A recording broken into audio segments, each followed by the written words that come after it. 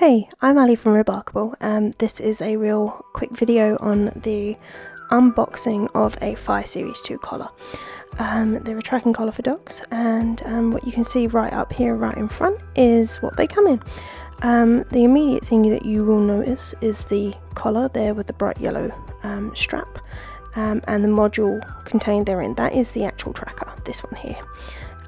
So it's got a really nice metal buckle on it, and the device is it is quite hard wearing. It comes nicely protected too, which is great. The charger, which is this base right here, is something that you need. If I can get it out of the box, there you go.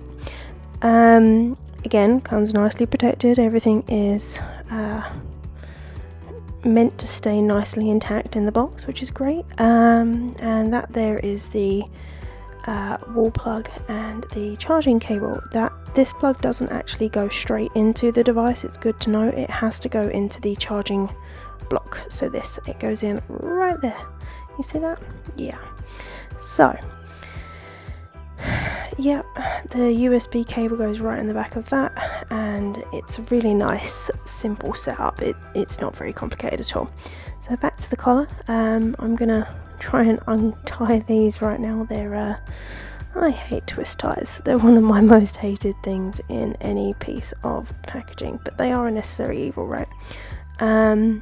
Excuse me taking it off camera for a second. The collar itself we've bought in a large because our dogs all fall under that bracket. We have 2 coonhounds and a German Shepherd, and they are not small animals.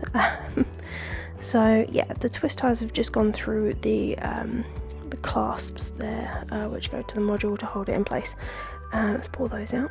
The collar itself has a design on the inside. I'm not sure if that's what I would use, but the buckle at least is a really nice metal buckle. It is quite strong, it is quite sturdy, which is great to see. Then there's a little loop to attach a leash or an ID tag. You can see here that the back, that's what connects into the charging module.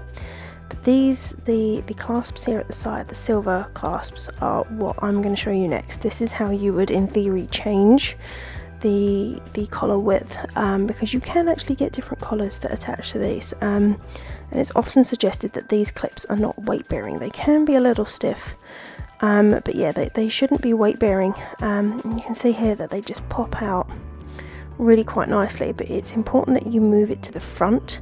You'll see that this has gone towards the front in its angle, because it won't actually pull out from the sides or from the rear, which I will just show you.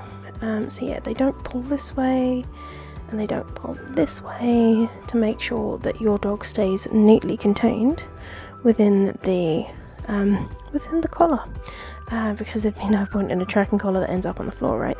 So yeah, they can be a little stiff, but they do pop out if you get the right angle and the right pressure. They can be stiff to start, but generally this little module is something that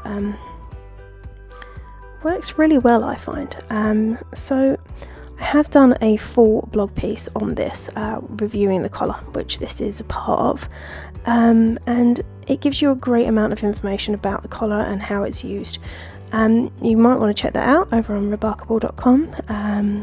It'll be in the blog section, unsurprisingly. And if you like this video, remember to subscribe and like, and maybe even leave me a comment if you've got any questions. We've been using them now for about 8 to 10 months, I think, and so far so good, I've got to say. Okay, thanks guys for watching, and I will see you on the next video. Bye.